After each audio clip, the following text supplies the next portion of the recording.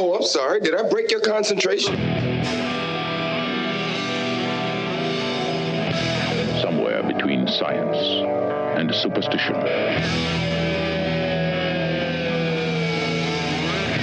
We have such sights to show you.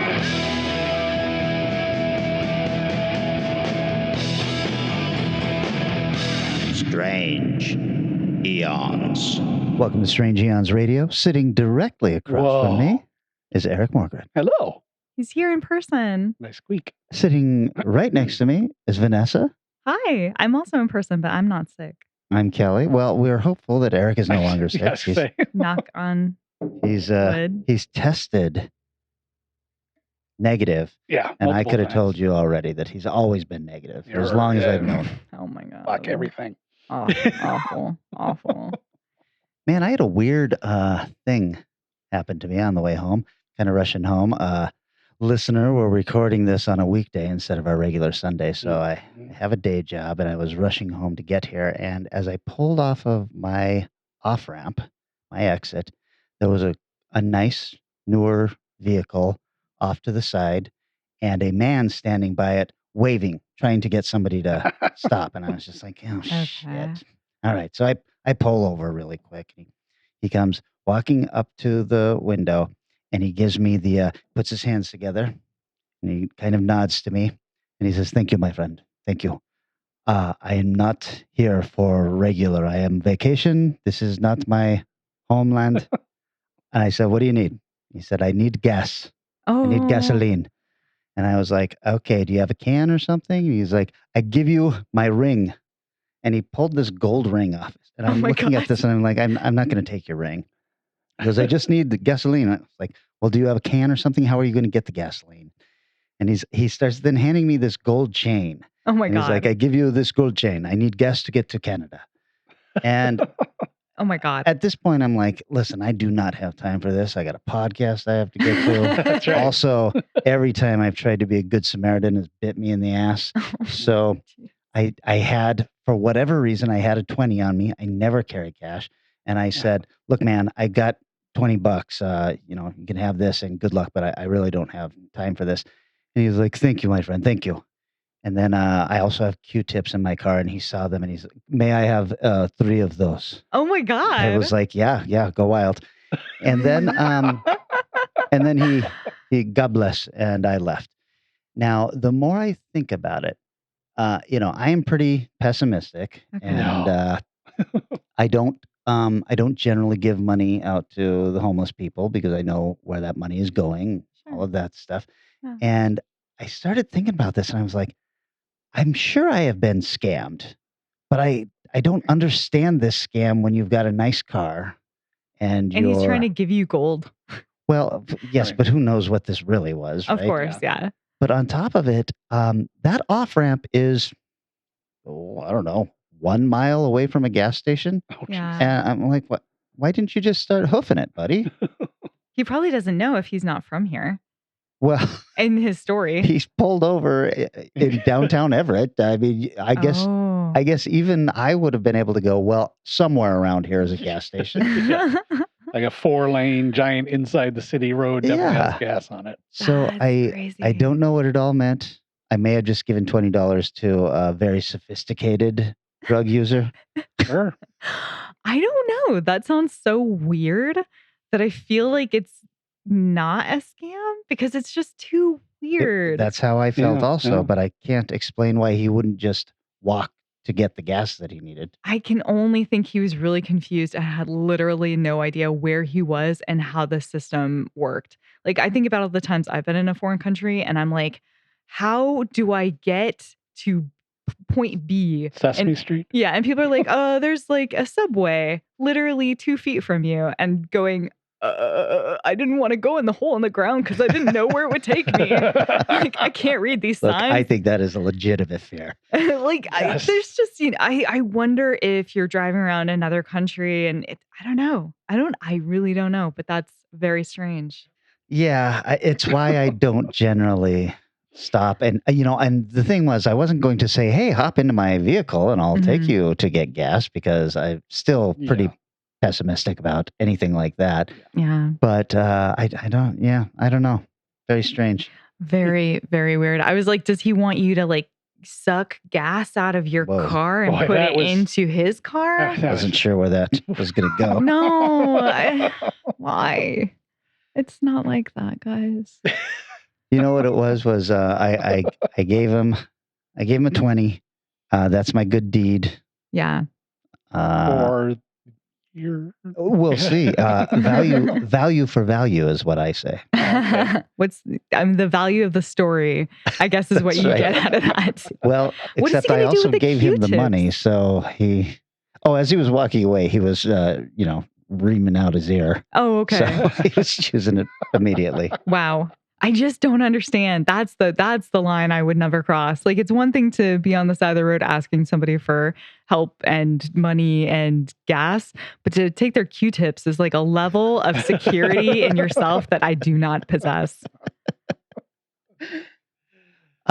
Speaking of value for value, you guys, I was assigned a film. Micah was nice enough to throw some money our way and then asked if I would give my thoughts on a little film called Beowulf from 1999. That's right. I Oh, forgot Lord. that this was assigned to you. Yeah. Oof. This was directed by Graham Baker, who directed Alien Nation, a movie I love, and The Final Conflict, another movie I love. Mm.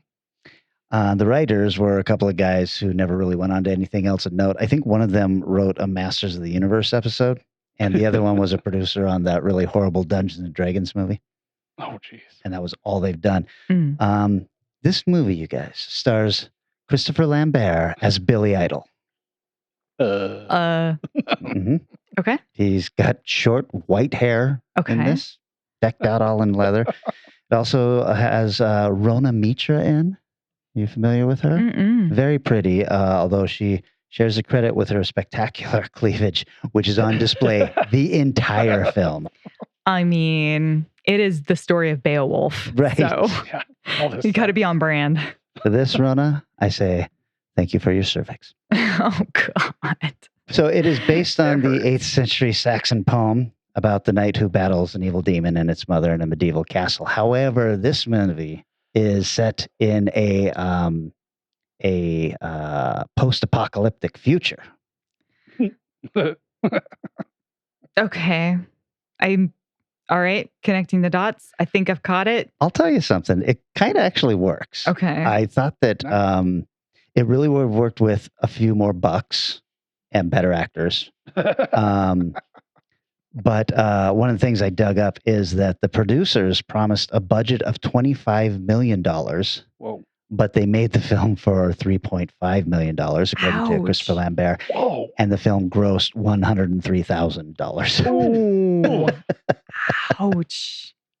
Anyway, let me tell you about this. So Billy Idol is Beowulf, and he wanders this world kind of like a Mad Max type character. So this is kind of like a Mad Max feel, except there are no cars, Okay. but everybody's got the same costumer for sure. Okay.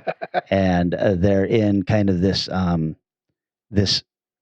think of what the rest of the world must look like in the Mad Max time. Like what would London or Wow. Europe look like in their forests and stuff? If it wasn't just a desert, Yeah. then you would have this kind of thing going on. Mm. And I was kind of digging on it. Yeah. There is a Grendel monster. It is a man in a rubber suit.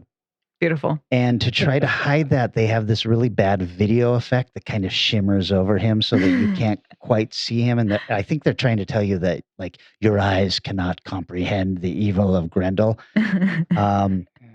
It is a really bad effect, and you can see through that it is also a really bad suit. But the real problem of this movie is all they had to do was light it differently, and it probably would have been fine. This movie is lit so brightly, Oh, no. and the sets look really cool and everything, except they absolutely look like sets. It's like they worked really hard on them, and they were like, I am not showing every detail in this set, because it's, I mean, you just can see everything is the problem. Oh, weird. Yeah. There are a lot of clunky sword fights. Mhm. They're pretty enjoyable because Beowulf is like Batman.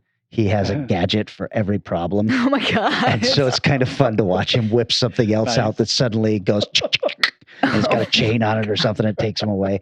I like that a lot.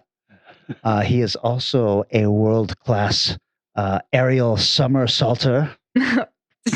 Okay. Sure. It's the future. It's the future. Every fight includes at least one and as many as 6 aerial flips. I would normally not bring this up, but I want Micah to know that I watched the entire film.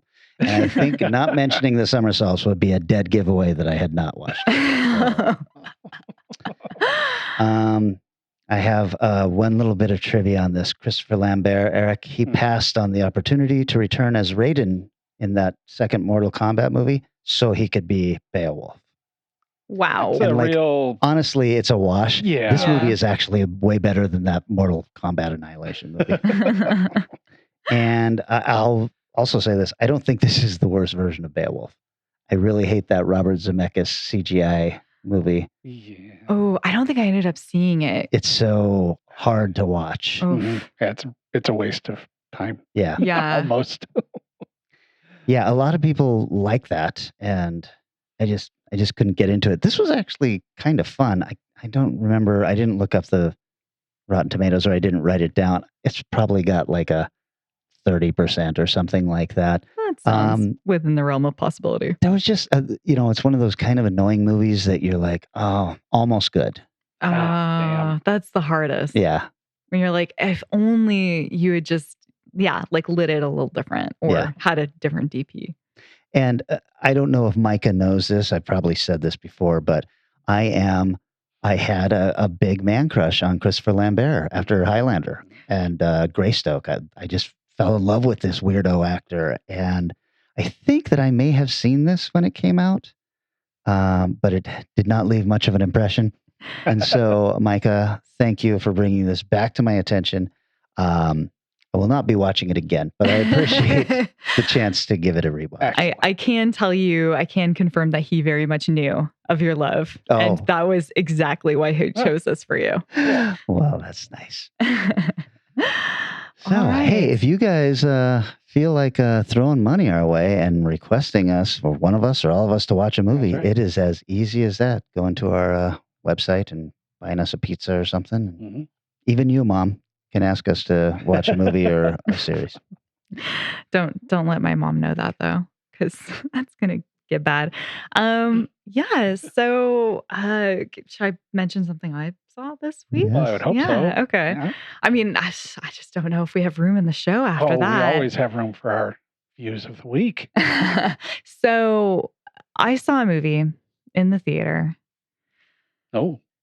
So I decided I went ahead and rushed my way out so I didn't get any spoilers for Thor: Love and Thunder. Okay. Have you guys seen it, or do you plan on seeing it? Well, I plan on seeing it. Yeah, I'm not going to rush out to theaters though. You don't look. It was god awful. Wow. I've heard bad things overall about it. I won't say, I'm not going to do any kind of spoilers for it.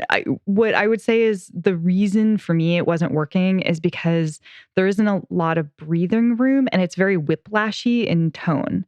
So you start on something very tragic, and then 1 second later, you are in a huge over-the-top comedy moment. And it just never really jives. And because of the pace, you feel like things happen and no one cares. No one cares that those things are happening. Random stuff is made up that wasn't there before, and other things are forgotten within the space of the movie. So there was just a lot of things that felt like just significantly off to me. That isn't to say it doesn't have fun moments in it. There are definitely fun moments in it. There are cool things going on within it. But if I have to hear those fucking goats one more time, I will fucking murder somebody. It was just like too much. It's like 5 fucking times they make the same joke. Anyway, so that is the only thing I'm gonna spoilery about that. It just, for me, it just was not working. I know a couple of people thought it was good, but those people also enjoy comedy.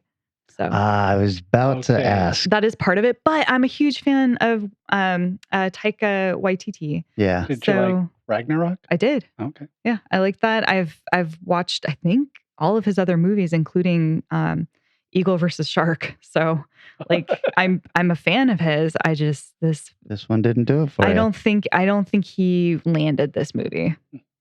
Oh, well, Yeah.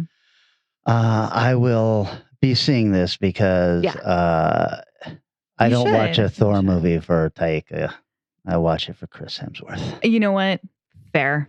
And You from will- what I hear, There's a lot of Chris Hemsworth in this. That's The right. trailer alone shows you there's a lot of Chris Hemsworth in this movie. it's So being canceled in some countries because there's so much Chris Hemsworth in it. that's ridiculous. That's I- true. Because they feel it's too gay. I've heard that, which is unbelievably dumb. Yeah. The moments of gay in this are not they're vastly under the amount, Oh, underwhelming for actual gay I'm culture. Sure, it's the usual stuff. I always forget to say his name. Taika? Taika. Taika said something about this is the gayest movie I've ever made or something like that. So I'm sure it's the countries that are banning it probably haven't even seen it. They're just Probably. going, oh, Right. can't Yeah. have that. There's a thing in it that's very close to a plot line in the Orville show. Mhm. And that's probably the thing that it's nothing though. It's literally nothing. So I would just you'd really have to dig, and it's definitely less gay than probably even the most recent Spider-Man movie. It's like, it's so not gay. It's like, okay, like there's that thing in the trailer where he stares at Chris Pratt for like 2 seconds, which is made way more gay in the trailer than it is in the film. And then there's like one other thing, and that's it. I completely forgot that the Guardians were also in this. Are they only in this for a brief moment or They're something? in this as long as it takes for Taika to write them out. Aha. Yes. Okay. He was like, oh, I'm stuck with this. Let's see how I can get my way out of this and get to the story I want. So there's a point where I was like, was Gamora in this film? Like, everyone's there, but it's so brief. You're like, why did they even get your costumes out of the closet for Wow. this? This is ridiculous. Alrighty then. So if you wanted a Cool. Guardians movie, this is not for you. Well, James Gunn has one coming, so you're good. Exactly. Just wait. Just hold on. I, on the other hand, watched Mm-hmm. something. Actually, both the things I watched that I'm talking about this week, I absolutely loved. Mm. You were so dead on correct about RRR. Yes. Holy Yes. shit! That was directed by the same guy who did the Bahubali movie I talked about one time. Oh. Right, it's way over the top, Uh-huh. same kind of film. Yeah. But this one probably takes it more so. Mhm. And boy, you want man-on-man relationships? This movie's built on it. That is some man love. If I've never seen such good bromance in my life. the motorcycle and horse scenes. Oh my and God. this movie's fucking amazing. It is everything I wish a lot of film people would get over about. I like realism in my movies. You know, people don't talk real. It's not a good movie. Fuck that. This is the kind of movie that is fun to watch. Nothing about it is realistic, but it is so damn cool. Yeah. I don't care. It like injects you with joy. Yes. This film just makes you feel so good. Like, it is the most feel good movie I think I've ever encountered. And the dude coming through the barrier with the animals Oh, and all yeah. that stuff, like, oh my God, what the hell is going on here? It's And- so funny because there's just so many spectacular moments like that too. Mhm. Like that, you think you've gotten to the height of what you can see with your eyeballs, and then they're like, no, we're at the intermission. You have another hour and a half to go of even more crazy. So, yeah, I'm so glad you saw it. Did you watch it on Netflix, or Yeah. how did you? Yeah. Again, you're right. That would have been an amazing Yeah. theatrical film experience because it's big, Yeah. big movie. I mean, it would have been an incredible experience to watch with like in Indian cinema. Oh man, yeah. God. Like people watched the trailer and memorized. There's a dance scene in the film, and they'd few of them. memorized the dance, at least one of the dances, and people would get up and do the dance along with the dancers in the theater in India, which I think is so. Was that the spectacular. at the party? Mhm. Okay. Nice. Poor Kelly. No, I forgot about this movie. I'll have to check it out. Yeah, definitely. You need to. And you should watch the Bahubali movie. I will. You know. I will. How about you? Another thing you've watched this week that you? Yeah, something we've all watched, and we probably should have discussed last week Uh-oh. was the finale of Strange New Worlds, Yeah. which I enjoyed very much. Mhm. Yeah. And I will say this.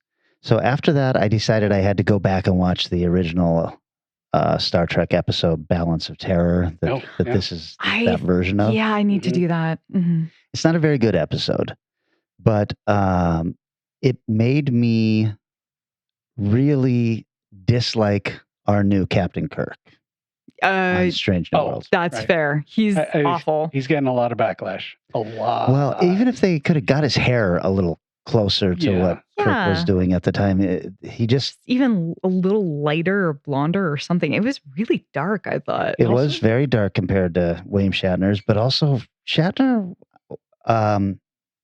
he filled out his suit. Yeah, that's what I was going to say. He Yeah. looks really Scrawny. small. Yes. And it's not like this is 5 years before he's captaining. He's supposed to be. He's supposed to be this Captain Kirk. Yeah. It's like, yeah. So I don't know how I feel about that. And I'm really bummed because I read that, second season, he's a regular on the show now. Oh. And I was like, I don't need to know any more about Captain Kirk, but I really love Captain Pike and this Yeah. crew. And I don't think you need Kirk to bring in more viewers or anything. It's kind of amazing because they nailed Spock. They got Spock Yeah. so right. Yeah. Even Uhura is on, even though she's Mhm. incredibly different from the end character. She feels right.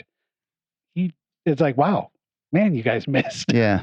Yeah, I agree. It's sometimes, I don't know. I'm really sad to hear that he comes back because I was like, oh, it's just going to be a one-off little That's what I was hoping. flash. But Yeah. I will say it's kind of interesting, and we're getting in spoiler territory here, but the risks they're taking as far as the people they've been getting rid of, like I'm really heartbroken about the engineer. Oh, yeah. And I guess this means they can maybe get Scotty or a version of Scotty now, but I'm really sad about it. Well, we heard somebody's voice that sounded very Yep. Scottish. Sure did. Just a hand.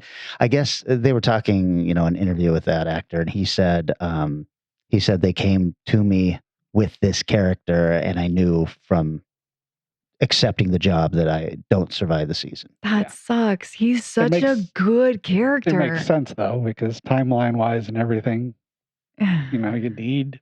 Yeah. If this is up to a timeline where Kirk should be doing Enterprise, you got a whole bunch of. Well, guess except that's that we know that this is 10 years before Kirk takes over the Enterprise. True. So it's like, why are we 10 years Yeah. of Kirk before? Enterprise. Yeah, it's I don't know. Hmm. The other thing is it just shocks me every time the credits come up. Akiva Goldsmith is the creator of this show, and he is sometimes one of the writers on it. And this is the guy that made that the Dark Tower movie. Oh, really? Yeah. Wow. So Lord. he learned something about adaptation from that, did he? The guy's 68 years old or something. Oh, is he? He's Holy been shit. working in Hollywood forever, mostly on real trash. Mm. And so it always angers me when somebody like that does something I like, because I've spent a long time hating this person for ruining other things. Yeah. And now I'm just like, well, you know what? The problem is I know what you're capable of, and I'm afraid you're going to do it to this show. Yeah, I think that's fair. I do know that across the different episodes, there have been different like sci-fi writers, like book writers and stuff. And they do seem to have a pretty strong team of, my worry is that people are going to realize, oh, hey, this series is doing well. So let's get some real heavy hitters on it and put the trash people that they've had on like Picard or something onto this. That is my biggest fear. Do not ruin the show for me, CBS. I will murder you, or whoever you are, Paramount. Yeah, I'm right there with you. It's been I don't know how many years since I have watched an entire season of a Star Trek show. Mhm. And I don't want them to ruin this one. There's been at least 2 episodes. I'm kind of like, well, you're going there, huh? All right, well, we'll see. And by the end, you're like, that was great. I disliked Mhm. the penultimate episode with the storybook. I That was so silly but fun. I hated it. Oh, really? It reminded me a lot of like the Next Gen episode where they do the Robin Hood. Mhm. I am not a merry man. It's just like that. That is where my brain went. So I was fine. Everybody looked like they were having a ball. So that was fine with me. Yeah, and it kind of reminded me of the stupid episodes from the original series where they would do shit like that Yeah, too. and I Abraham was just Lincoln like, shows up for unknown reasons. Yeah, I was just like, I don't need this. But I'm glad you guys got something out of it. Yeah. I've heard other people hating certain episodes that I thought were really fun. So I enjoyed the Gorn episode. Oh, yeah. I did too. Yeah. I thought it was solid. Definitely. Well, speaking of watching the end of a show, something else just wrapped up, which was Ms. Marvel. Oh, yes. Yep. Yeah. Finished that one. I am behind on that one, but please discuss. I thought they actually ended up bringing it to a really fun place in the end. I wasn't feeling it when they went overseas. Yeah. There was a lot of That was plot getting weird. squeezed into a very strange amount of time. I was like, and the bad guys were like nothing and really shallow and this huge big event is going to get wrapped up like bam. yeah. Like, I know. It was like, oh, okay. yeah. And also, never mind. Don't worry. Moving on. I was like, why is this even a plot point at all? Okay. So there was a few like little wishy-washy strange things going along, but I really, really loved the final episode. And I think that it brought it back to the strongest part of it, where it's very character driven and she is a good guy doing good things. She doesn't want anybody to get hurt, whether or not they are trying to hurt her. Right. And that's so beautiful and heroic and lovely. And it's fun. Yeah, I enjoyed it. It's very nice. Very nice. On a scary note on that, speaking of Marvel shows, Moon Knight, 8 Emmy nominations. I did see that. There's no wonder we don't pay any attention to Emmys around on this show. I mean, Emmys, they give a zillion Emmys out. Like, Yeah, I know that's people true. with like multiple Emmys, and I'm like, what? Okay. I mean, that's great. I think but I even referenced an Emmy in my movie choice this I guarantee you. I mean, did you see what the Emmys were for? None No, of I them were didn't bother. for best script, acting, or directing. I guarantee you. I would Yeah. be surprised. They're- if it's not Their technical costumes or effects, something like that. sure. The effects really in that one, but it might be. They had a you know? moment or two that Yeah. that looked all right. There was some good reflection stuff going on in there. Well, I think they worked pretty hard on that. yeah, very true. On the other side of the coin, the spectacular, over the top, ridiculous of RRR, Mm-hmm. the absolute wonderful, grounded realism of the Hulu show series, The Bear. Somebody just recommended this to me. A client was just telling me about this. Holy shit, it is so good. It is what was the jewelry heist movie a little while ago with Adam Sandler that everybody was talking about, gave him anxiety Gem. and stuff? Something Gem. Yeah. Apparently, Uncut Gems whoever or put something. this together sort of used that as an inspiration, or at least as a kickoff point. And watching the first episode, I'm going, "Whoa, man! This might be a lot." Mm-hmm. But it is so well done. I know nothing about this. What is this It show? is the story of a couple brothers. One owned a like a beef sandwich shop in Chicago, which is actually based on a real shop in Chicago, apparently. And the other guy became a super high level, worked in one of the best restaurants in the world, chef in New York. The guy who ran the beef shop killed himself. So his brother comes back to take over the sandwich shop. And it's basically a story of him trying to figure out how to run this shop, how to deal with the people that have worked there for like seemingly decades in some cases, and his over-the-top asshole cousin who's also worked there, but he's got to figure out how to deal with him, and a real smart woman he hires who's trying to help him do stuff better. And I've seen article after article talking people in restaurants going, it's pretty accurate to what it can be like to work in a small, high energy, especially family owned restaurant. Ooh. And the acting is spectacular. The story, the writing is great. There's not a there's not really a wasted character. Everybody's got a point and a reason, and even if that point is to just show up occasionally, because that's the job they have, so they're not in the front of things, so they only show up a little bit. But yeah, Dean and I watched the first episode. We're kind of like, well, maybe. And I think, I don't remember if it was Saturday or Sunday, we're like, well, let's check out another one. And it's 8 episodes. Most are about half an hour. We ended up watching all the rest of the episodes. Oh, wow. And yeah, just spectacular. Like I was saying, the opposite of Triple R, this one feels very real, incredibly well written, and really, really interesting. So if that subject sounds appealing, or just the intensity of making shit work in a business place at all, it's like highly, highly recommended. I didn't hear a word you said because I am so mesmerized by your new whiskey voice. Yeah, I got to keep this one for a while, man. We'll just keep you a little sick all the time. Feeling a little better. Go lick a doorknob, dude. That's right. Exactly. Well, cool. Why don't we take a little break and then we come back and we are talking Good Doctor.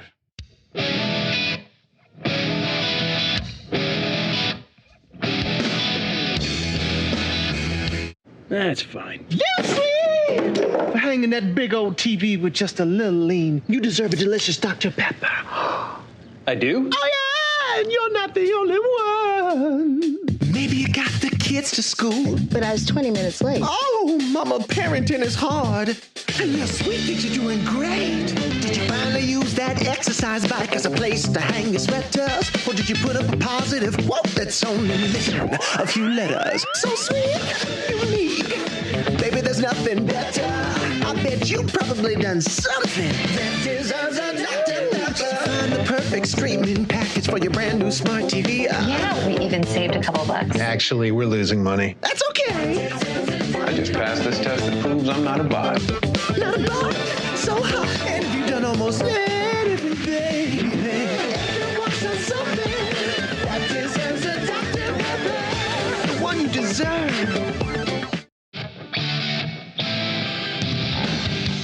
And we're back. Guys, this was my subgenre pick, with the idea being there's this trope in mostly genre films where there's a doctor trying to help our person out with whatever weird or supernatural thing is going on. They usually end up dying a horrible death. And I thought it was time that we saluted those people. Also, I wanted to talk about this movie, and I was trying to figure out what I could pull from it to make you guys find something halfway decent. Okay. So I could talk about this movie. Nice. Awesome. So, the movie that I'm talking about is from 1982, and it is called The Sender.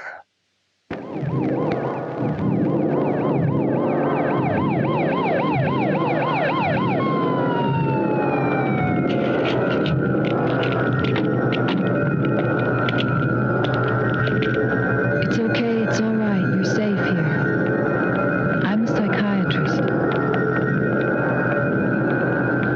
Can you tell me what happened? Can you tell me your name? How are you feeling?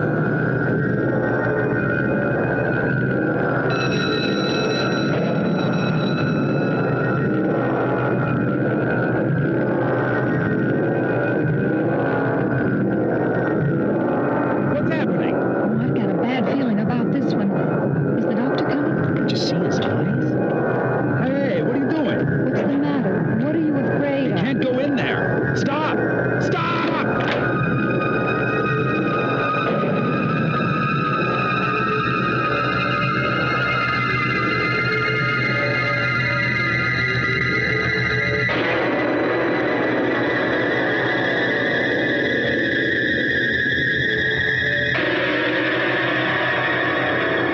The Sender. His nightmare will become your reality. Coming soon from Paramount Pictures. Ooh, I do not know this one. nor do I. Neither. Okay. Budget of about $1 million. Box office of about $1 million, and that comes down. There was no budget information. I was able to do the math in my trivia. So, Okay. Nice. Rotten Tomatoes critics, I could find no information on that. The audience has it at 17%, and I want to throttle each and every one of those people. Oh. I didn't see this movie until this year when I was sick with COVID and I watched roughly 1,000 films. Mhm. This was one of them, and I was just blown away by how much I loved it. It was directed by Roger Christian, who directed Battlefield Earth, Oh. Joseph and Mary, Prisoners of the Sun. Written by Thomas Baum, who has written a ton of television, including episodes of War of the Worlds, The Hitchhiker, Nightmare Cafe, genre stuff that we all like. Starring, I'm going to try this, Zelzko Ivanek. Zelzko. 111 credits, tons of TV in Hannibal, and you would recognize this guy if you saw him. He's that guy in a bunch of movie. So he was in Hannibal, he was in Black Hawk Down, The Bourne Legacy, and Argo. Also stars Catherine Harold. She's got 50 credits, mostly television, but she was also in the movies Nightwing, Modern Romance, and Raw Deal. Remember, these people are all going to be showing up in early 80s movies. Paul Freeman has 134 credits, like Dogs of War, Hot Fuzz, Mighty Morphin Power Rangers, but is probably best known as Balak from Raiders of the Lost Ark. And Shirley Knight, who has 178 credits.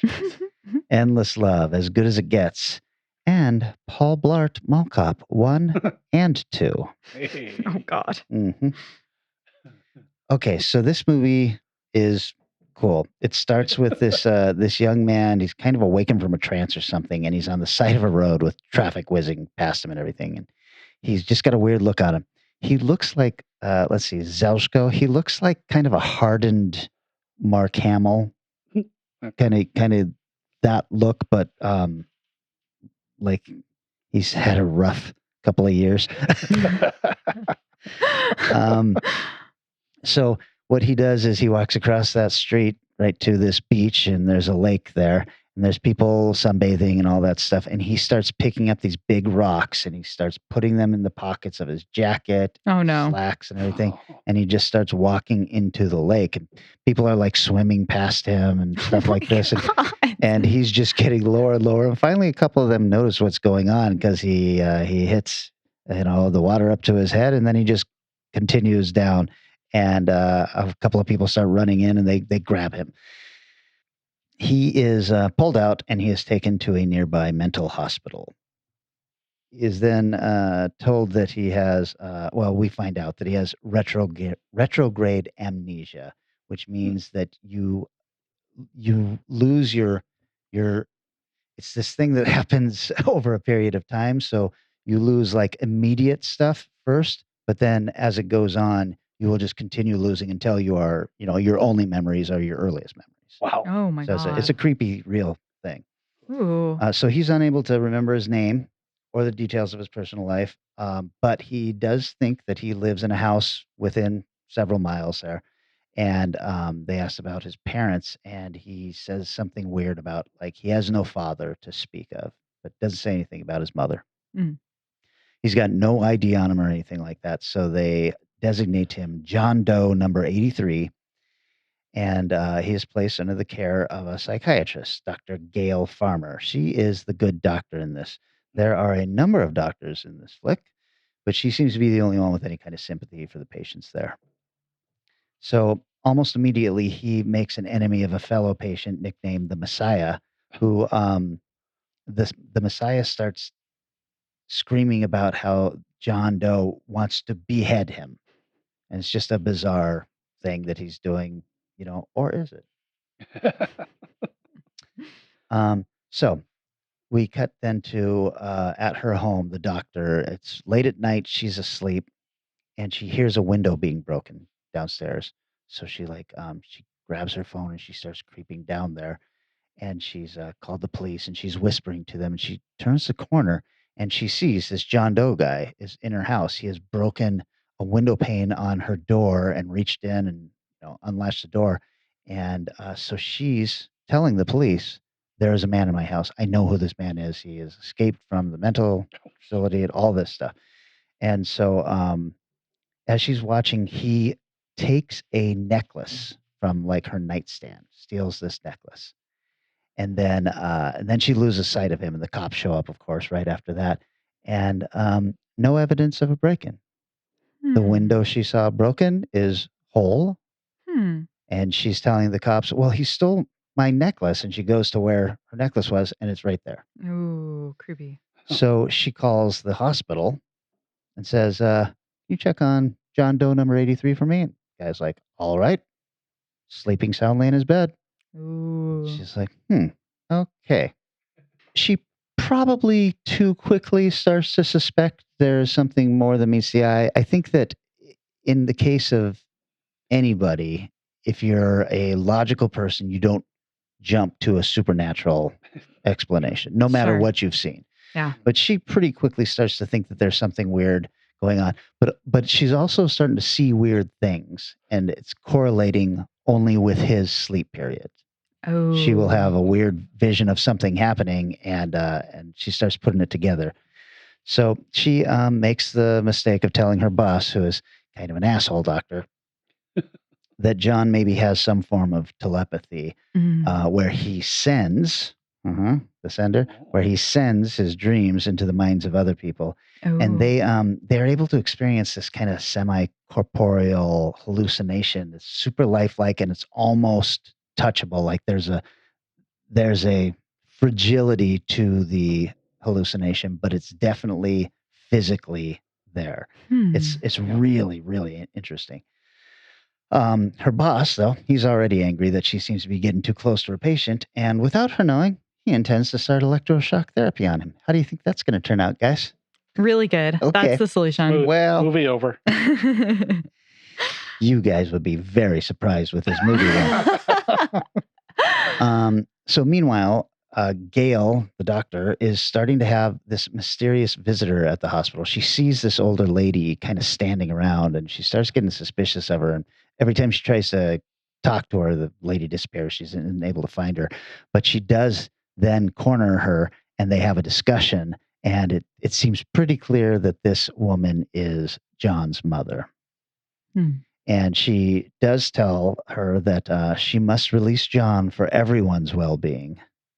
And the doctor is like, "Hang on just a second. Do not go anywhere." And she goes to get something, and she comes back. The lady's gone.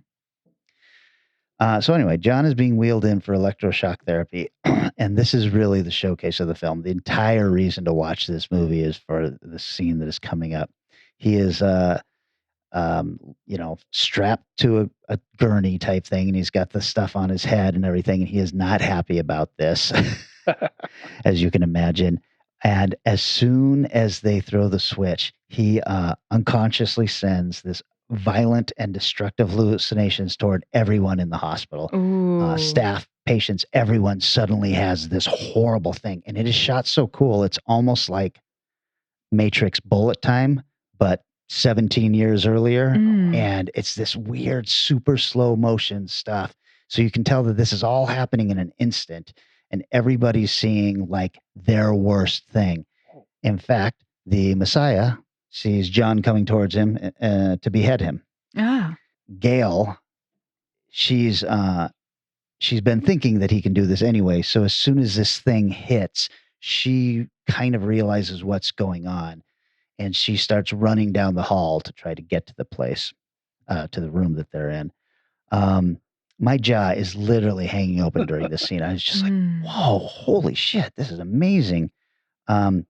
She rushes in, and she's able to get close enough to him because everything in the room is just exploding outward. The glass is exploding, papers are flying everywhere. And she removes the electrodes, and then suddenly everything goes back to normal. It doesn't like drop or anything. It's suddenly not that explosion that you just saw. Oh, wow. That's a cool edit. However, No. there is one person without a head in the hospital now. Oh. So, yeah. So there's stuff going on.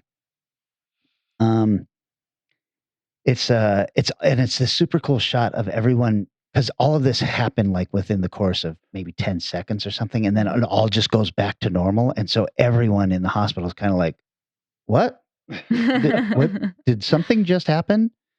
And everything looks normal, but they are all just, like completely shell shocked. Fuck. That sounds But her boss, who didn't believe her bullshit about his telepathy, he's like, you know what? I think you're onto something here. And he begins this intensive study of John. And meanwhile, Gale is continuing to see these other cryptic visions that he's sending, including one in which he is lying dead with his body covered in rats. So she's starting to put stuff together. She's starting to put stuff together from the woman who was talking to her and all of this stuff. And she thinks that the visions are memories of his recent past that he can't, remember, repressed into his subconscious. And after John tells her that his mother used to lock him up in the house, she theorizes that his mother, who believes her son was a virgin miraculous birth, she kept him trapped inside her house for his entire life. The guy's like 25 years old. Oh, gosh. And then eventually tried to kill him with carbon monoxide poisoning when she thought that he was going to leave her. Oh. Yeah, so we're getting into the third act here, and I really don't want to spoil it because it's got some really nice revelations and a couple of twists that I was like, oh, that's nice. That's a good one.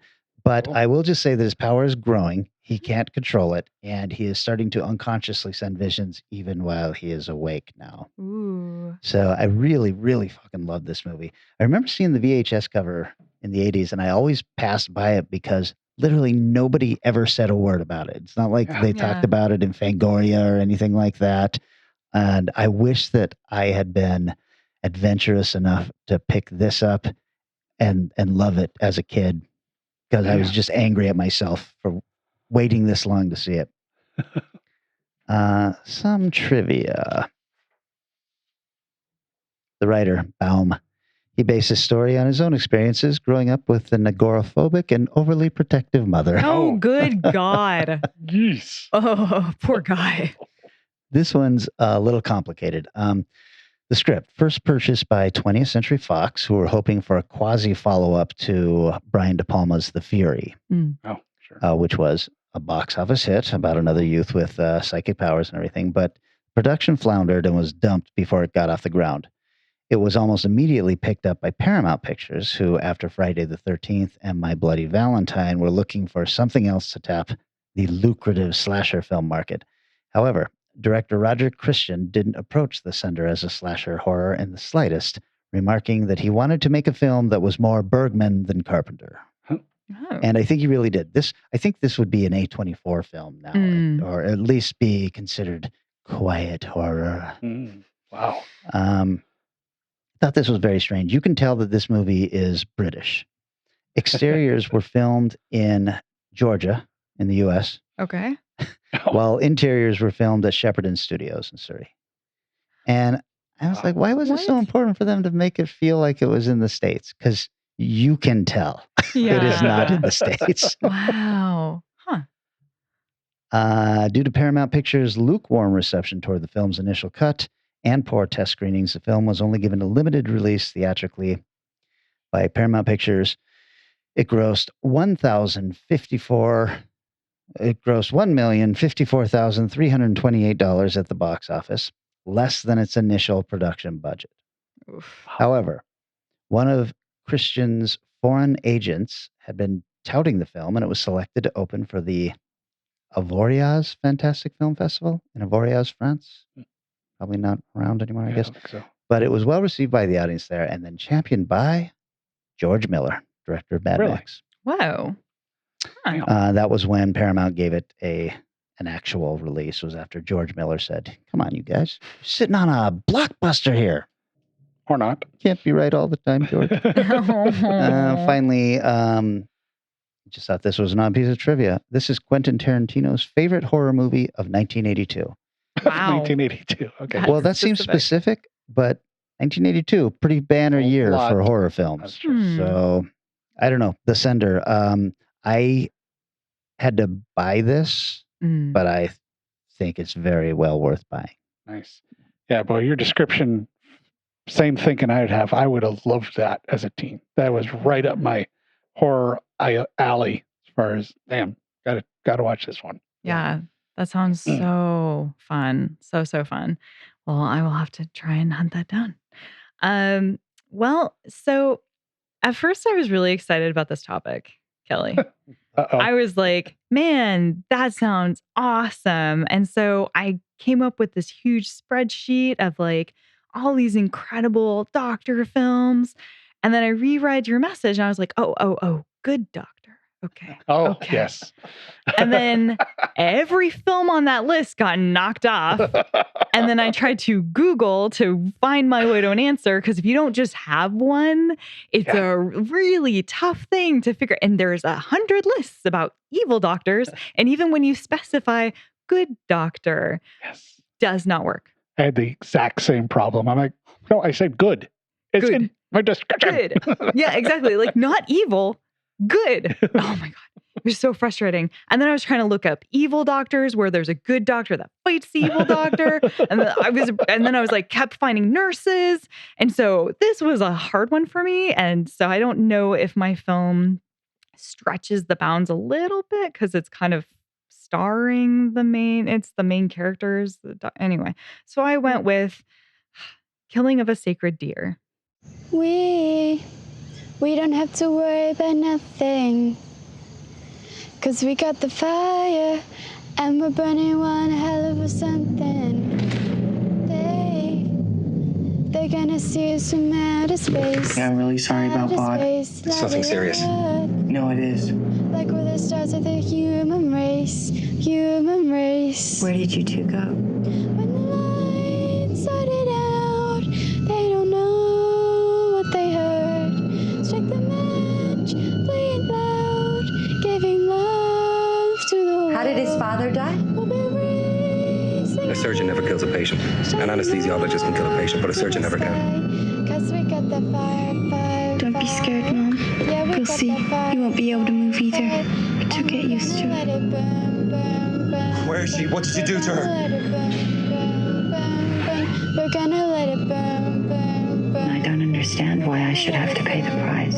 Why my children should have to pay the price. Let it burn, burn, burn, burn. We're gonna It's the only thing I can think of as close to justice. We can light it up, up. So they can put it out, out, out.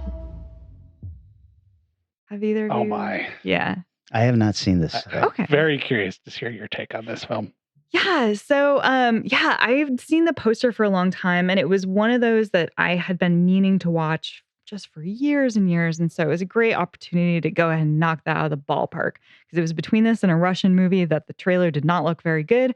So, all right. The Rotten Tomatoes score is 80% from critics and 63% from audience. Which makes sense. It is actually an A24 movie. So fills that little corner box. The budget and box office, I could not find a budget. And I have that paid version of IMDb. Did not matter. Does not have it on there. Yeah. Box office was 7 million. Somewhere I read that it had like it had a net positive of like 2 million. So maybe it was a 4 million picture. I have no idea. It's impossible to say. The writer and director was Yorgos Lanthimos. He is a Greek director. He's done 22 pictures, including The Lobster, The Favorite, and Dogtooth. Before that, he did a lot of music videos in Greece. The co-writer on this with him was Epiphanes Philippio, who I'm doing my best. No, it's just, hey, I'm not making fun of I was the just way going to say, what are you laughing at, Margaret? No, it's the proximity to another word that she was going for with that There last are name. a few names in here that are on the edge of other things. They've done 11 things. I think they work a lot with Yorgos. So Dogtooth, Lobster, but also things like Elle, Chevalier, Pity, and several short films in most recent years, starring a lot of people that are very familiar, including Colin Farrell as Stephen Murphy. He is our good doctor. We have seen him in 64 things at some point or another. Phone Booth, Minority Report, Daredevil, In Bruges, Fright Night, The Lobster, all kinds of great stuff. He was in a season of True Detective, which I did not realize. And he was in The Batman as Penguin, which I always forget. Also co-starring with him, Nicole Kidman as the wife of the doctor. She's been in 95 things, and like 100 of them are incredible. Which mathematically does not work. Shut up. She broke out in Days of Thunder.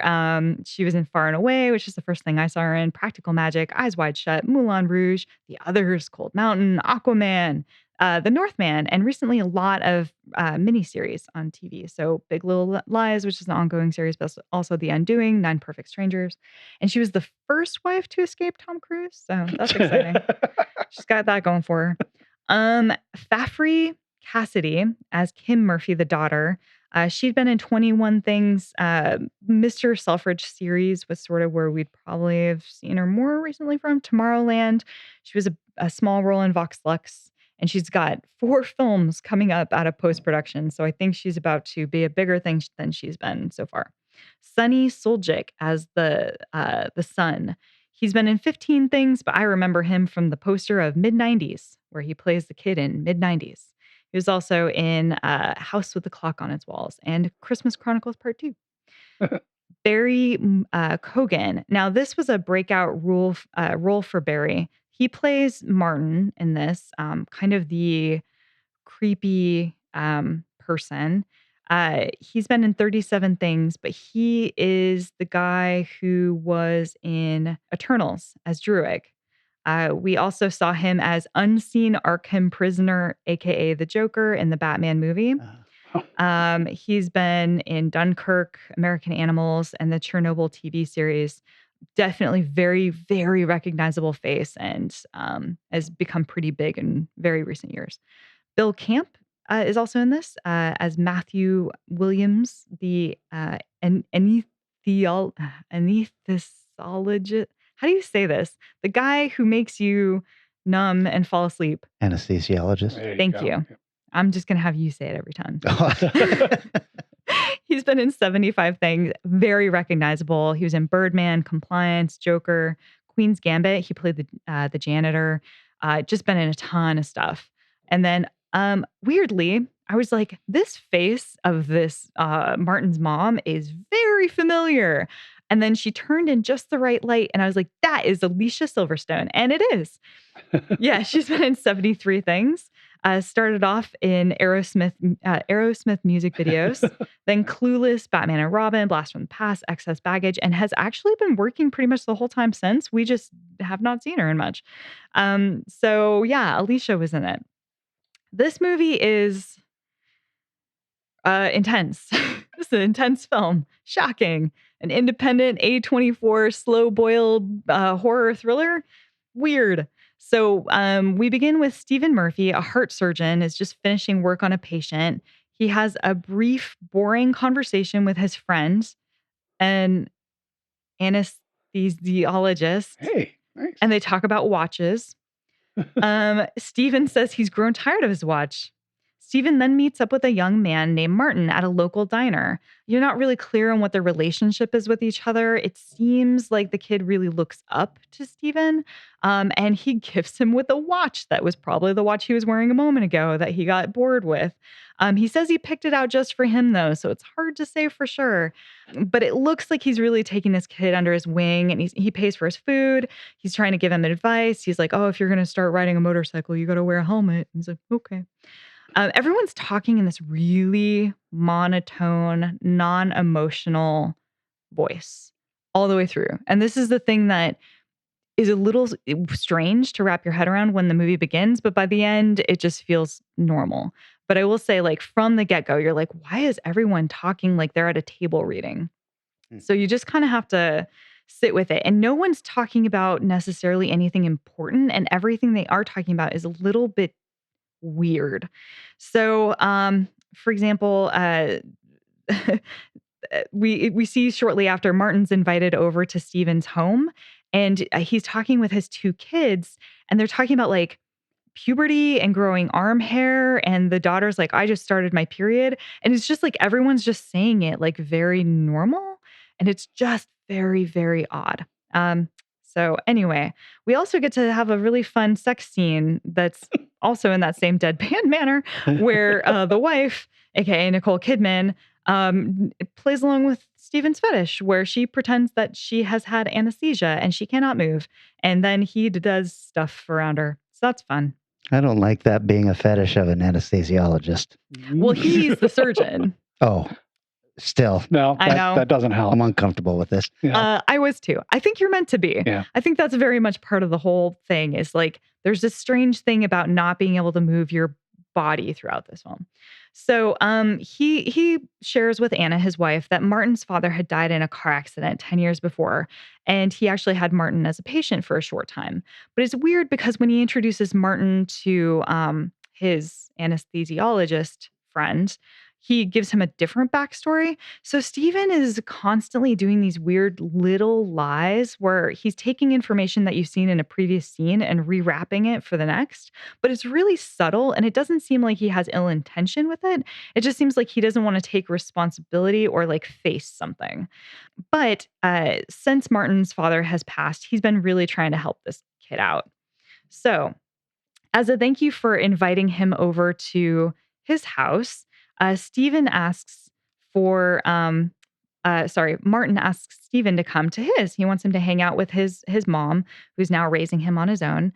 And while Stephen is there, Martin's like, "Oh, let's put on my favorite movie." And Stephen's like, "I gotta go home to my like wife and kids." He's like, "No, you gotta watch Groundhog's Day with us for some reason." He's like, "Okay, cool." And so they start watching it, and he is like, "Oh, I'm tired. I'm gonna go to bed." And so Stephen, the surgeon, is left there with Alicia Silverstone, Martin's mother, and she just starts talking about how beautiful his hands are, and then she starts licking his hands, and then she tries to make out with him, and he's like, "I'm gonna go, goodbye," in a very awkward Irish way. So that's strange. And things are starting to get kind of complex because by Stephen inviting Martin over to his house, like his daughter has developed a crush on Martin and starts spending all her time with him. And Martin's been showing up more and more in his life in ways that Stephen is uncomfortable. He's showing up at his work frequently, and he's a very busy surgeon, so he can't hang out with him. And because of this strange interaction with Martin's mom, Martin just determined that they should be together. He says, "You should be with my mom. I'm sure of it. I'm 100%. You've got to hook up with my mom." And I told her it's okay. And Steven's like, "You know what? Let's not hang out." And so Martin starts stalking him and showing up at the car and sitting in the diner and just constantly waiting and calling and really bugging him. So Stephen tries to push him away. And of course, that goes swimmingly. So shortly after this, Bob, Stephen's son, wakes up and cannot feel his legs. Stephen and Anna rush Bob to the hospital to try and figure out what's going on, but the doctors don't find anything wrong with him whatsoever. Stephen even thinks he's faking it, but Bob promises he honestly isn't. He begins to panic more and more about what could possibly be going on with him. He's kind of dragging him around, being like, "Okay, stand up," and then the kid just falls over. It's just not going well. In the meantime, Martin says, "Hey, why don't you meet me in the cafeteria? I want to talk to you about something." And Stephen's like, "Oh, I don't have time for this." And he's like, No, you do." So he meets up with him, and Stephen says, "Hey, so turns out you were operating on my father and you're responsible for his death. And that's why I don't have a dad anymore. And so we need to balance this out." And again, all in this very matter-of-fact tone. He says, "So you have to kill one of your family members. If you do not kill one of your 3 family members, all of them will die. First, they'll become paralyzed. Then they will starve themselves to death. Then they will bleed from their eyes. And when they bleed from their eyes, they will only have a few hours left to live. So you'll really have to make a decision at that point." We then see the next scene. Martin is being escorted out of the hospital by security. So, but sure enough, these things are starting to come true. Bob will not eat anything. So Stephen starts trying to force feed his son. He even does a spinal tap on him, tries to figure out what is going on with him, and he's just clawing up the walls. And of course, his daughter also suddenly collapses and falls ill. She can't feel her legs. Neither of the children will eat. And it's just like a ticking time bomb for his wife to lose her ability to stand. So they're doing the best that they can with it. The hospital says, "Look, there's literally nothing wrong with your children. We don't know what's up. You have to take them home." So They take them home and they try to care for them at home. But Stephen is now so desperate that we see he kidnaps Martin and has him tied up in his basement. And he is beating the shit out of this kid. Has he talked to like his wife and said, I've been threatened with this and it's happening? It does happen eventually, but it's like at a really weird moment. I can't quite remember exactly when, but it takes way too long for him to tell his wife that this is going on. We do know that it does seem that Martin has some kind of control over the situation and is somehow in charge of them feeling the things they're feeling and going through the things they are, because we have a scene where he calls the daughter. They're now going out. Maybe kind of. It's very weird. He calls the daughter in the hospital room. She's always glued to her phone. And he says, hey, come to the window and wave. And she's like, oh, I'll try. And then she just gets up and walks over to the window, waves to him, and then goes back to her bed. He leaves and she collapses. So it does seem that he has some weird control over it. And it's somewhere around then that Stephen finally tells his wife. And, there's only so much she can do to, you can't do anything. This guy's got some kind of weird supernatural hold on everybody. So Stephen's just like, I will just beat Martin to death and that will be fine. But that doesn't seem to work. And Martin doesn't really seem to care, no matter how hard he gets hit. At one point, like a tooth comes out. He's just like, no big deal. And it's clearly not having an effect. The wife gets fed up with Stephen and lets Martin go. At this point, the film gets very strange. It's already strange, but the kids and the wife all start to try and impress Stephen and try to become his favorite because they don't want to be the one that's killed. And Stephen has no idea who to pick. He goes to the kids' school and asks the principal which of the kids is his favorite. And he's like, which one has the best grades? And he's like, well, your son is really good at math and science, but your daughter wrote this beautiful essay. It was really incredible. So he's like, yeah, but if you had to choose one, which one would it be? He's like, you know what? I just cannot choose. And it's just, he's so desperate. It's such a black comic moment. The wife comes up to him and says, I think you really should choose one of the children because we can always have another. Wow. Yeah. Yeah. So I'm not going to spoil how this movie ends. It does get very dark and very funny and very, very strange. It's insane. It's heartbreaking. It's boring. It's funny. I don't know how to describe this movie. It is not a fun watch. And I think that's because, so this entire film is based off of a Euripides play, Iphigenia in Aulis. I actually studied once upon a time in my life literature, and I took like 3 classes on Greek lit.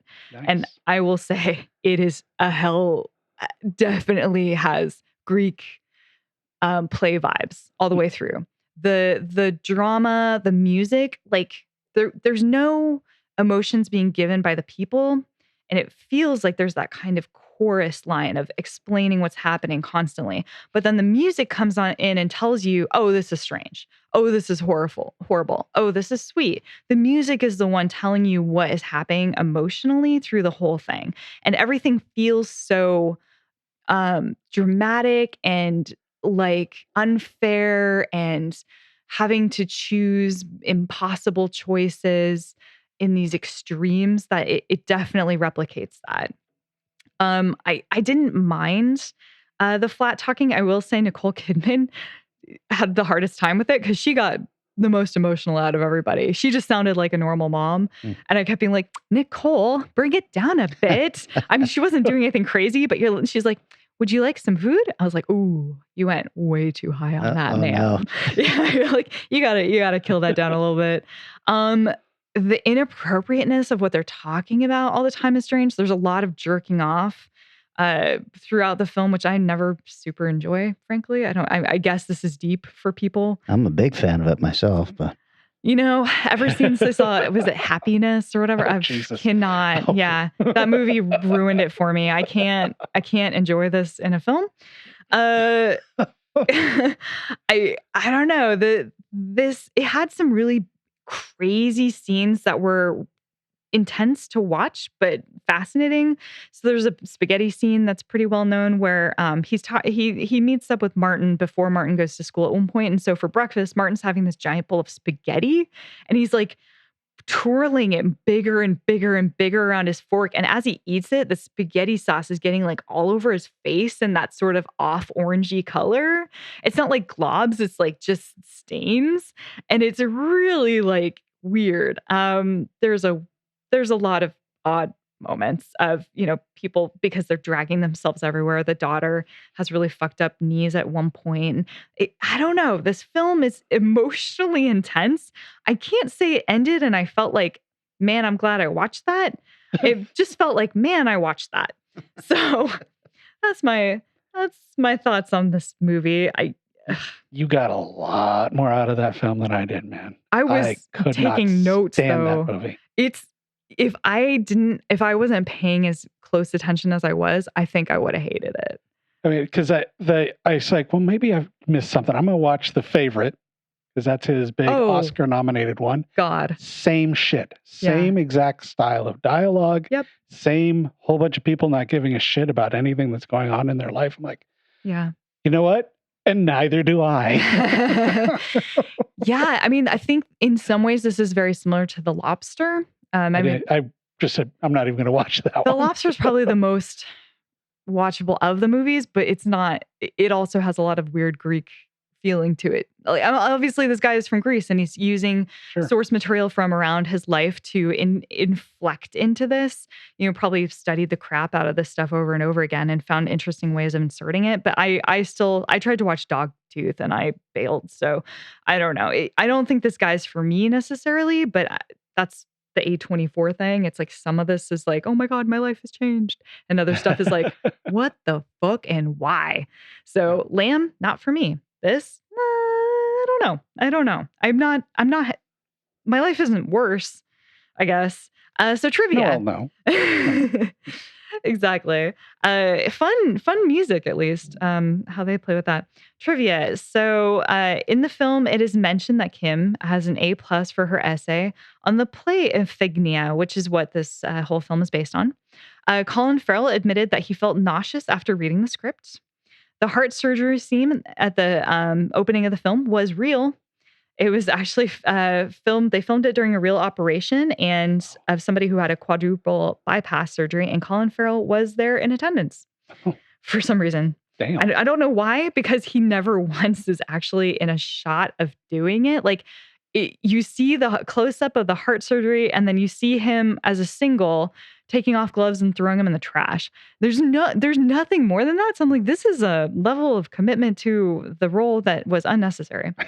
Fafhrey Cassidy is actually 10 years younger than Kogan. So Martin and then the surgeon's daughter, 10-year age difference when they were doing romantic scenes.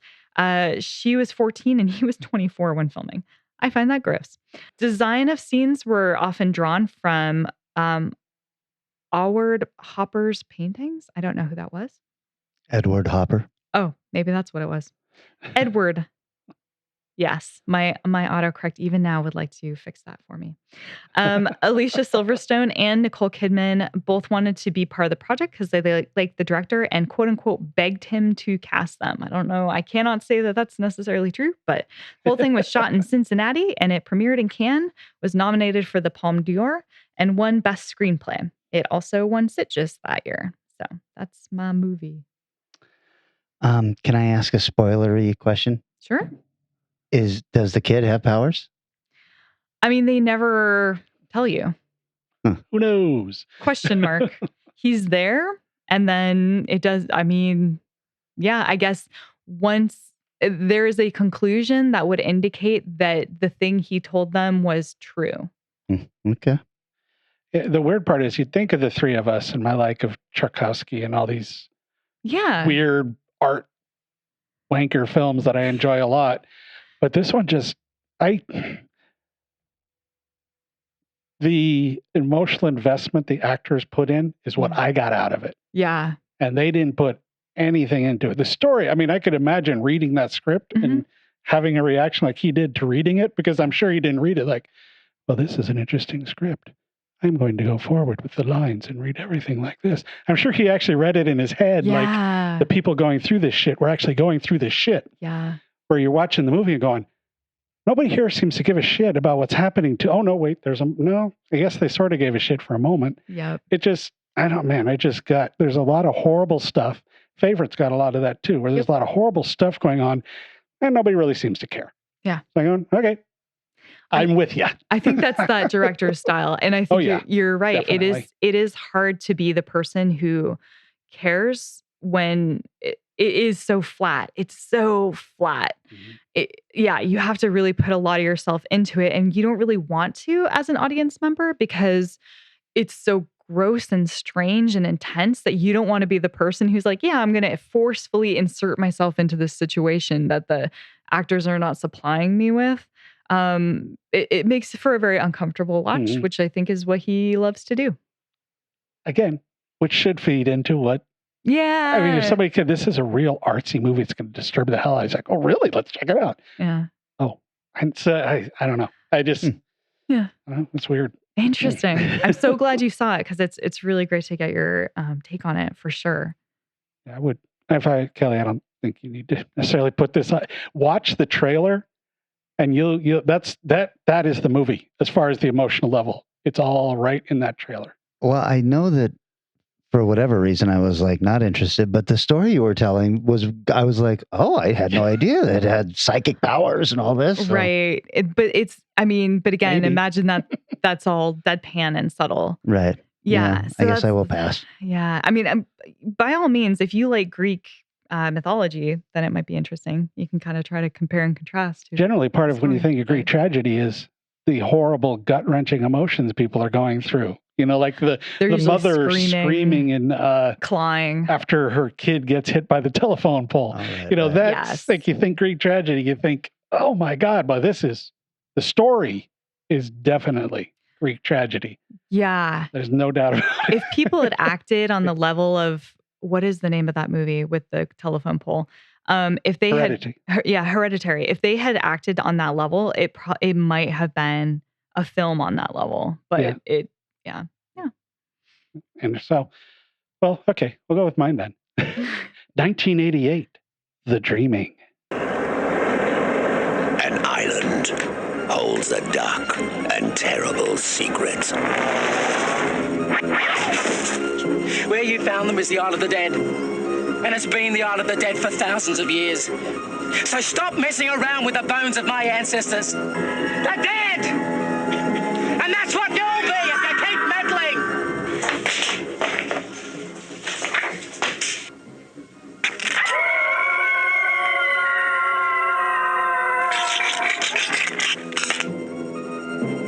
And one woman is thrust into a nightmare of her own.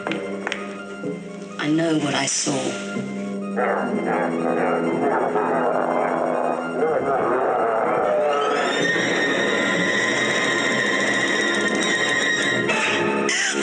Look at her.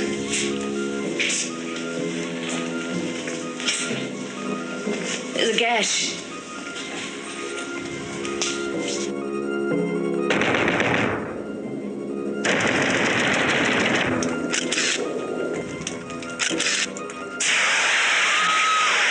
But what is the fine line between nightmares and reality?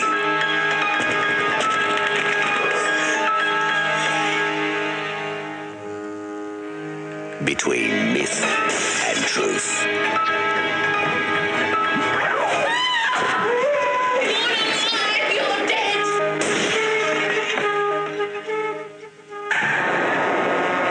You people won't even leave the dead alone!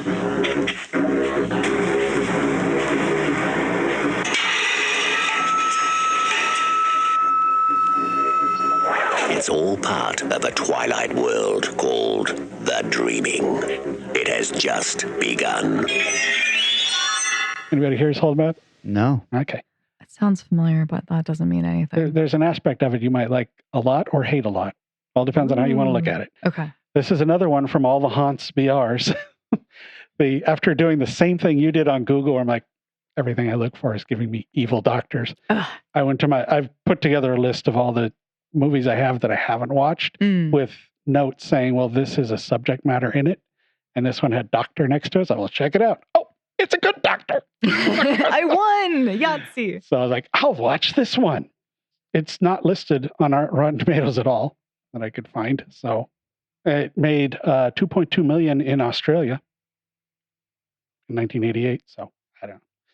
It's directed by Mario Andriacchio, who's got 45 directing credits. Most of things you've never heard of because they're all Australian TV shows. The Dragon Pearl, Elephant Tales, Napoleon, and like I said, lots and lots of television. He also is the writer, wrote the same things he directed pretty much. Also writing on it was Rob George, who wrote the Battle of Jericho, Fearless, Body Jackers. Not like your film, I don't think. And Stephanie McCarthy, who this is the only thing that she's credited as writing, starring Arthur Dignam, who is in Moulin Rouge and Ghosts, in all capitals, Can Do It. Okay. Ghosts can do it. In case you're wondering. And the film I recently talked about, The Return of Captain Invincible. Right. Woot. Penny Cook, she's the lead doctor. Young Lions and lots of Australian television. And Gary Sweet, who's in Wolf Creek TV show. What? Yeah, I know. I've seen the movie, but I don't know about a TV show version. Adore and Bitter and Twisted. And John Noble. It's John or not Nobel, but he's Fringe, Lord of the Rings. Oh, right. 24, The Boys. Easily recognizable. The movie opens with an incredible helicopter shot. This is interesting because it's the very low over the water along the cliff sides of Australia, and it's moving. It's like, wow, this is just an oddly, incredibly energetic way to start out a movie. And it has no real bearing necessarily on the film, but it sure makes you stand up and go, I'm interested. The story starts with an archaeological discovery of a cave with strange art on the walls. I don't know if this is accurate to Aboriginal art in Australia, but on that particular box set, so there's a folk art element to it. It's a very weird looking cave. I'm pretty sure a large portion of it was a set because, man, those are plastic looking wet rocks. So they're digging in the side, and after a couple little knocks with a tiny little hammer, suddenly a huge cavern breaks up, and there's hundreds of skulls and human remains, skeletal remains inside this building. And the one guy reaches in and kind of touches this one bracelet, and it backflashes to American whalers, which you can't necessarily tell that, but reading about it, that's why I figured they are there. They look very much like sort of Viking-esque, but not really Viking-esque. The weapons are very unique, so I'm assuming they were authentic to whaling weapons because they're really horrifying looking. But getting on the bridge, on the beach and wiping out a whole bunch of local folks and implied of worse things happening. Luckily, it doesn't really go to really horrific scenes, but it's kind of, okay, this is not a nice group of people. So they take as archaeologists will do, they take that particular piece and they bring it to a museum as the next place you see it. And breaking into the museum is a group of Aboriginal people, and they steal the one lady steals the bracelet and puts it on. And as she's running out, she's stricken with a massive illness and is taken to the hospital. Enter the doctor. So the doctor is treating her and is worried that she'd been beaten by the police. As you do. It's a thing. But it may be something much stranger. And this is where the movie starts to get a little bizarre and interesting. She's looking at the x-ray of the woman's head, and the x-ray suddenly starts to move, and the skull whips back and forth and around, and she's like, what is going on? And looks over at the woman on the table, and her head's doing the same thing. So it's kind of like, is this a dream? Is it real? She does end up dying. So something bad's going on. And so the doctor kind of decides, well, maybe I'll look further into this because something very weird medically has happened, but also she continues to have these dreams, moments of weirdness popping up. So she's going to want to find out what's going on. And the whalers keep popping up in dreams of hers, and she's it's hard to tell what's real and what's not for her. Her boyfriend shows up at one time and she freaks out because she's convinced he's already been killed and he's dead. It's like, how can you be coming back to life? I saw you killed. It's like, I wasn't. So I'm good, thanks. The film at time, the acting kind of goes over the top, but that's okay. There's a lot of emotion being portrayed. But it is kind of convoluted, but it's still really interesting. It fluctuates between being a horror film and maybe an attempt to tell the terrifying treatment of Aboriginal people in Australia, but they lose that thread pretty quickly because the two characters that have any kind of moment as an Aboriginal character are killed in they probably comprise in the modern times, not the flashbacks, 4 scenes. Oh. And so the woman killed at the beginning, that's understandable because it projects the story. But then there's a guy who comes in. We think, oh, okay, he's going to carry her story forward. Oh, no, he's not. The doctor, like I said, has frequent waking nightmares. The nightmares go from being dreams to where she's actually starting to experience this as she's wandering around. So she decides she needs to go to an island where this artifact was found and figure out what's going on.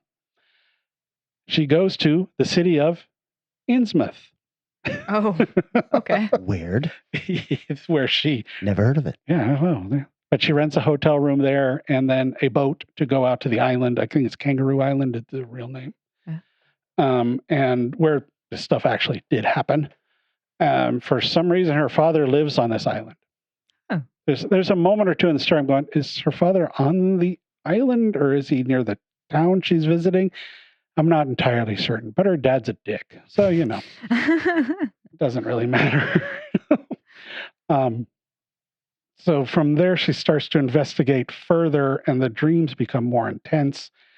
And the separation of reality and stuff begins to build and build. And it becomes very hard to tell what's going on. I'll tell you, I enjoyed this film. Even more than, was it Two Evil Eyes, I believe is the real known one from this box. I found this one a little more entertaining than that one even. And but it's loose on the folk connection. It's like, well, I almost feel like, well, we need something from Australia. Well, this has some moments. Her story isn't really about solving the problems that's going on. It's more about her figuring out what's happening to her as opposed to investigating who these people were, although that's kind of the side thing of what she's doing. But with the original people being taken out, it's sort of like, and then you've got this blonde-haired woman wandering around solving all the problems. It becomes bummer. It is a fun film. Enjoyable. And it does have several taglines. Oh, no. She uncovered a place where ancient mysteries survive and nightmares are real. Okay. That's from the DVD. So, I guess, a psychological thriller. Ooh. To the point. That's right. A place where ancient mysteries survive and nightmares are real. Okay.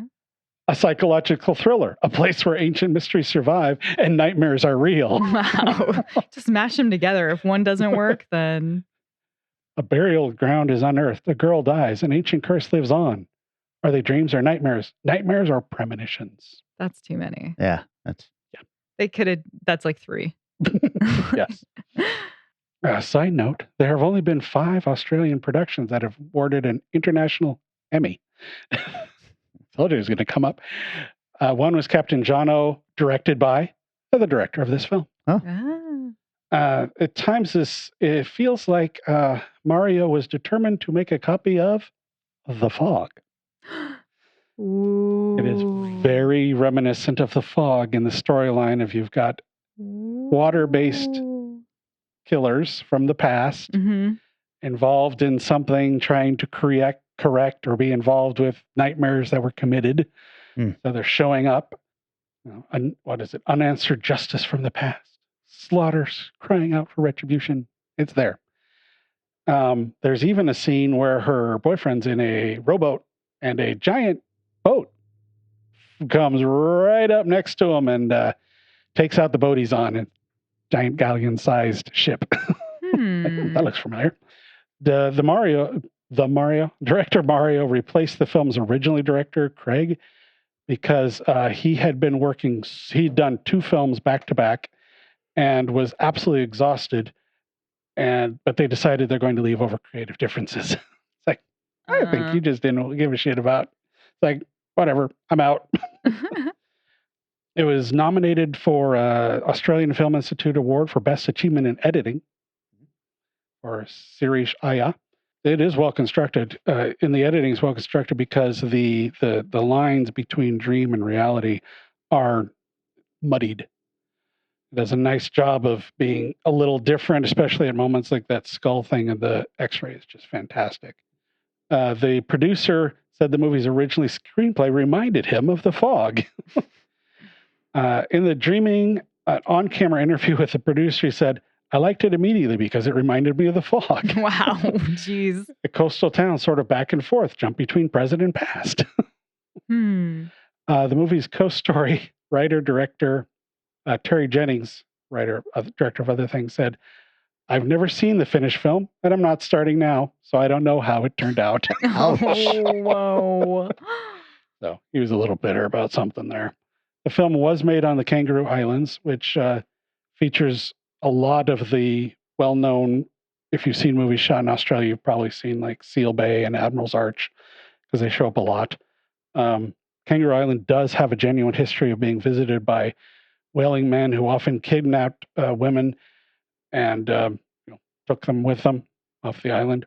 I haven't looked up yet where all this is available, but it is in the box set, which recently was on sale. So keep an eye out if you want this amazing box set for your home enjoyment.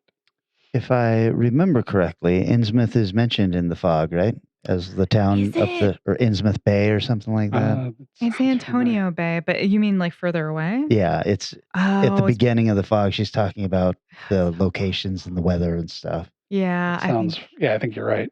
Interesting. Yeah, so she's driving up to the thing and stops, looks around, turns a corner, and then you get this shot of this crooked wooden sign, Innsmouth 2 miles. Oh gosh. Yeah, so this is a part of all the Hauntsby hours. Yeah. Okay. Well, I'll probably get to it eventually. Yeah, that's what I was thinking. Well, it's on the journey. But it was nice after I think the last couple of films have been not great. Right. My selections.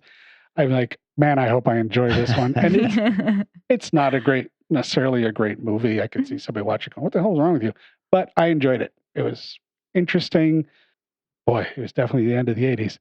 Yeah. I wish you guys had mentioned that you were having such a hard time, because I could have given you hints on what I was thinking of, because it didn't need to be a main character. No, I think that made it harder if it as not necessarily a main character, because you just have to remember movies. Yeah, but if you think about movies like Species or anything like that, you've got a doctor on the team, and so then you start thinking, oh, a team movie is going to have a doctor or something like that. True. I was trying to actually make it easy, and that would have been realized they didn't do that for you. Sorry. It's okay. It was more just that it's so overshadowed by bad doctor ones, and it just every every time anyone's ever going to talk about a movie that involves a doctor, they're either like, hey, if you're a doctor, you're going to love these 10 movies. Doctor Strange.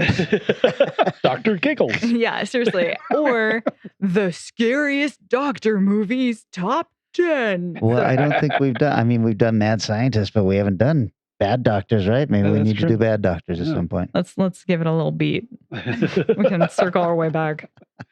Well, and with that then, Eric, Bad Doctors for your choice for coming up? Please don't. No. But I think we might keep it, I don't know if necessarily legally, but in the medical field in a way. Let's do some film that features drug use or something along those lines. Fantastic. Doesn't necessarily have to be hard horror or something, but, genre kind of ideas, but something that is either really fun if they're doing pot or, something else, probably if they're doing heroin. This sounds like something I can Google. I'm excited about that. Man, ouch.